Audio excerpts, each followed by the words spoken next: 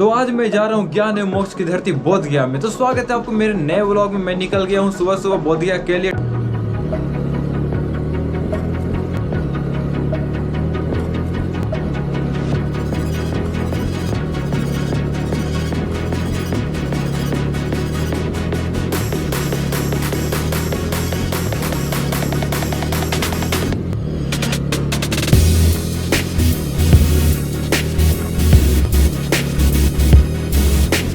तो गाइज अभी मैं आया हूँ चाइना टेम्पल, जो कि अभी नया नया बना है, फिर भी काफ़ी साल हो गया है। और यहाँ पे एक बात है, मेरा नसीब ही ख़राब है।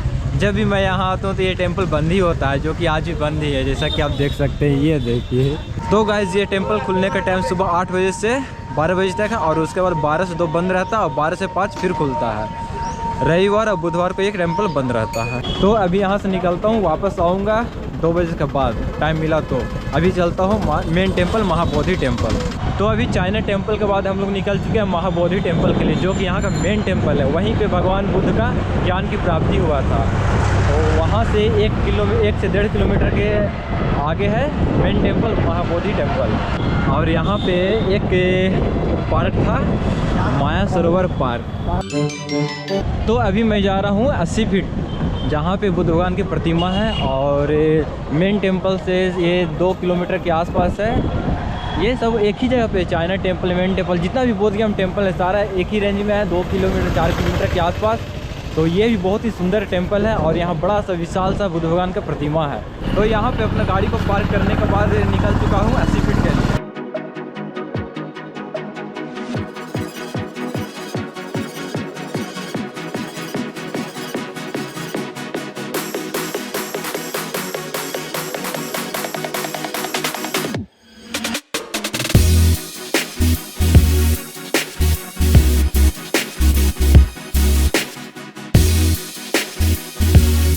तो ये मंदिर करीब 80 फीट का है। इसे जापान द्वारा बनाया गया था, 1982 में स्टार्ट किया गया था बनाने के लिए। इसे बनने में करीब 7 साल लगा था।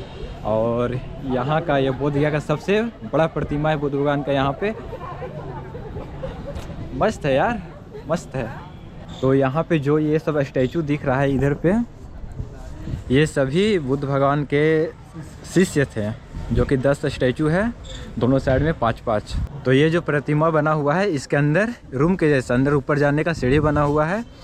तो हर कोई नहीं जा सकता है, हम लोग के लिए बंद है। यहाँ पे ये है दरवाज़ा उसका। 80 फीट घूमने के बाद मैं और दीपक निकल चुका हूँ यहाँ से। तो वीडियो में बने रहें, वीडियो को लाइक, चैनल को सब्सक्राइब करें, और इससे पहले सब्सक्राइब करो यार। तो यहाँ 80 फीट के बगल में एक और टेम्पल है, जो कि अभी बंद है। ये रहा। इसका टाइम है सुबह 7 बजे से 12 बजे तक खुलता है, और दोपहर में 2 बजे से शाम के 6 बजे तक खुलता है। तो ये छोटा सा टेम्पल है, पर बहुत ही प्यारा अंदर से है। अभी मेरे लेट हो जाने की वजह से ये बंद हो गया, पर आप कभी आएँ तो जा सकते हैं, मस्त है। और ऐसे छोटे छोटे टेम्पल बोध गया बहुत सारे हैं। तो यहाँ से निकलते हैं आगे की ओर। तो अभी मैं आ गया हूँ मेन टेम्पल महाबोधि टेम्पल। तो आप यहाँ पे भीड़ देखें। तो यहाँ पे मोबाइल ये सब जमा हो गया, क्योंकि इसके आगे मोबाइल नहीं लेके जाना है। कैमरा का रसीद ले लिए हैं, तो कैमरा लेकर जाया जा सकता है अब। और मोबाइल अगर आप कोई भी इलेक्ट्रिक सामान लाए हो तो आपको वहाँ जमा करना होगा पीछे ही।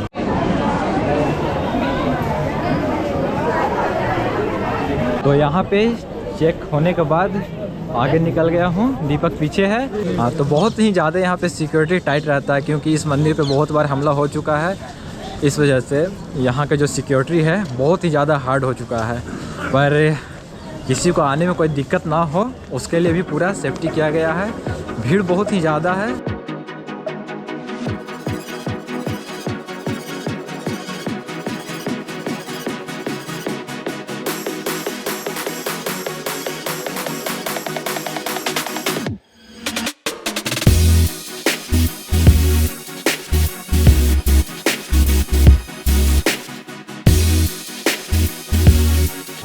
यहाँ पे भीड़ बहुत ही ज़्यादा बहुत लंबा लाइन लगा हुआ है। पर अभी मेरे सामने एकदम सामने है मेन टेम्पल महाबोधि टेम्पल, जिसका इंतज़ार था, जिसके लिए यहाँ तक आए। तो ये रहा वो। तो यहाँ पे फाइनल चेक इन के बाद अंदर जाना मेन टेम्पल में। ये रहा टेम्पल का गेट।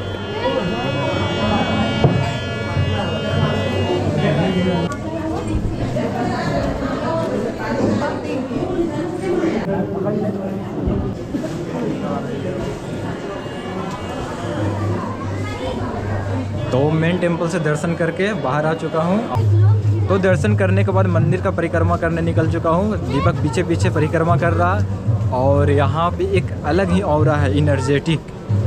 तो मंदिर के जस्ट पीछे, थोड़ा सा पीछे यहाँ पे है वो वृक्ष, बोधि वृक्ष, जहाँ पे भगवान बुद्ध के ज्ञान की प्राप्ति हुई थी। तो बस अभी भी वो वृक्ष वैसा ही है जैसा पहले था।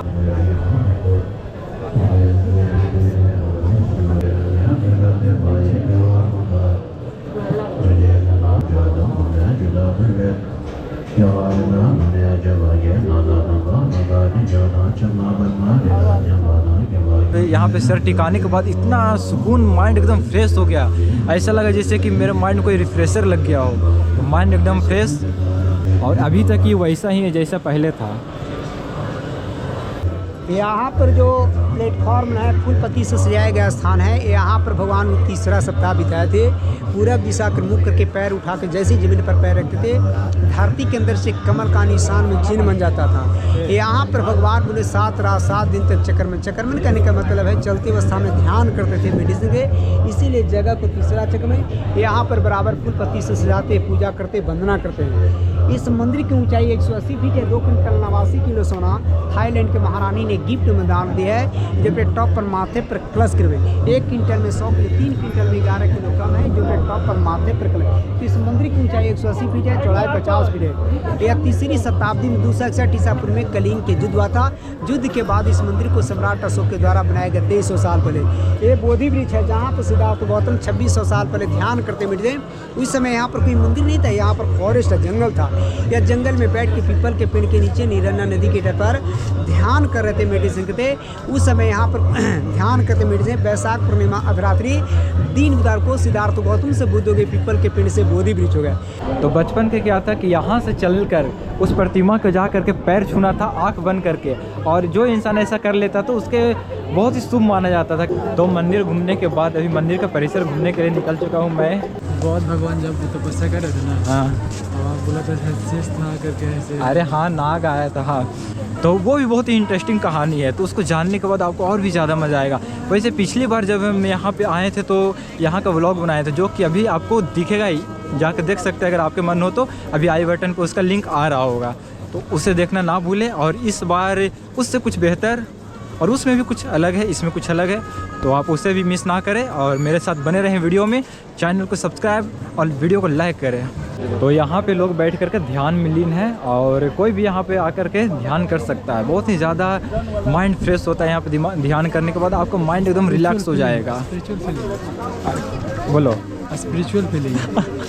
हाँ, वही। तो बस कुछ ही कदमों पे मुझे दिखने वाला है वो तालाब। तो आपको भी मैं दिखाऊंगा वो तालाब, पहले ऊपर से, फिर उसके बाद तालाब के अंदर जा कर के।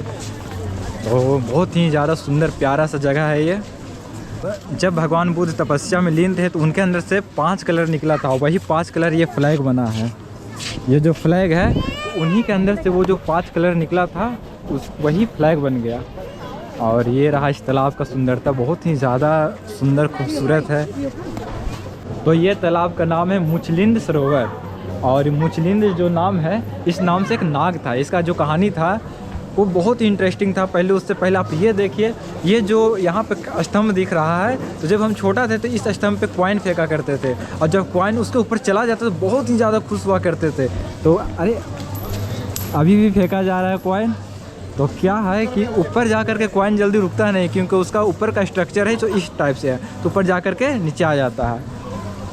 200 किलो 5-5 किलो का मछली कैटफिश, ये बर्मा का राजस्थान है, 1,000 रुपये।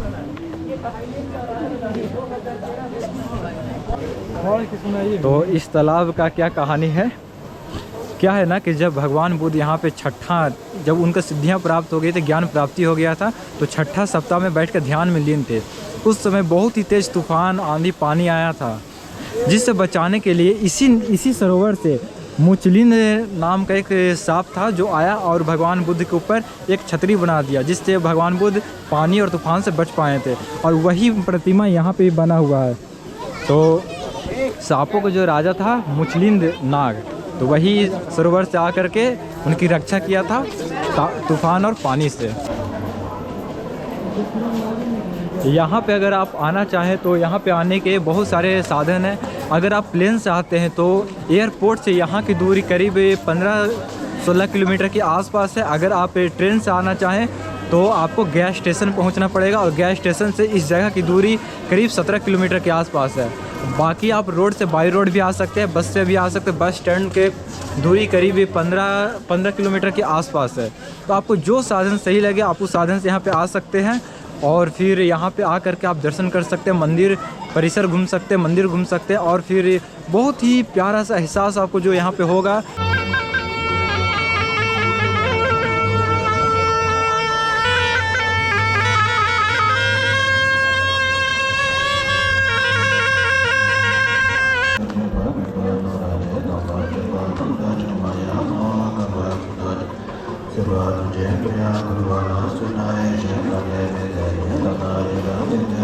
तो अशोका सम्राट ने सबसे पहले इस मंदिर को उद्घाटन किया था, मतलब बनाया था। एक छोटा सा मंदिर यहाँ पे बनाया था और एक हीरे का बना सिंहासन यहाँ पे बनाया था। तो शायद 13th या 16th सेंचुरी में अशोका सम्राट यहाँ पे टेंपल बनाया था। और उसके बाद कई सदियों तक ये जो टेंपल था मिट्टी के नीचे दबा हुआ था। फिर अलेक्जेंडर इसे दुनिया के सामने लेकर के आया और इसकी मरम्मत करवा करके पुनः यूज़ करने लायक बनाया, मतलब पुनः स्थापित किया। तो ये चक्र है धर्म का, उसे सारा धर्म चक्र घुमा दिया जाएगा। समय चक्र के धर्म चक्र है, पता नहीं। तो पूरा मंदिर घूमने के बाद अब मंदिर से निकलने का समय आ चुका है और किस तरीक़े से समय बीता पता ही नहीं चला। इतना सारा सुंदर सुंदर दृश्य है। तो अब यहाँ से निकलते हैं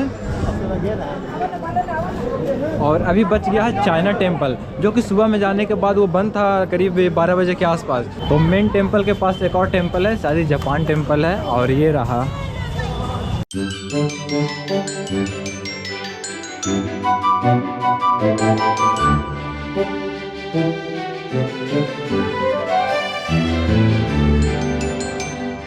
तो अभी मैं निकल चुका हूँ चाइना टेम्पल, जो कि बंद था उस समय सुबह में। तो अभी फिर से वहीं जा रहा हूँ। तो फाइनली ये टेम्पल खुला हुआ है। आज पहली बार इस टेम्पल में आने का मौका मिला है, जबकि इस टेम्पल के आसपास से कई बार गुजरे।